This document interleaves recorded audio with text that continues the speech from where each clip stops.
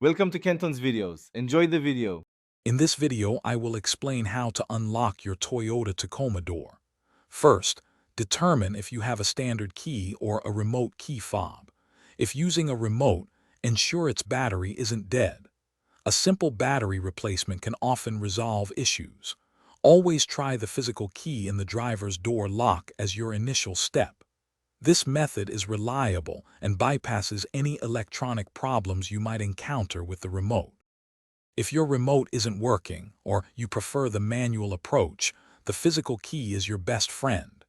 Insert the metal key blade fully into the driver's side door lock cylinder.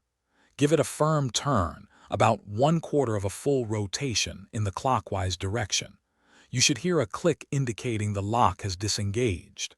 Then, simply pull the door handle to open your Tacoma door. For remote key fob issues, start by replacing the battery.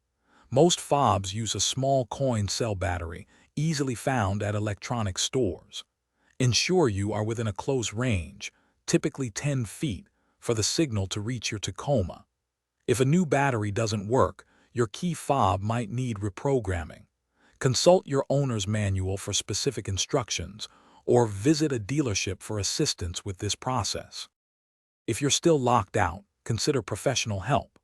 A certified locksmith possesses specialized tools and expertise to unlock your Tacoma door safely, usually within minutes, without causing any damage.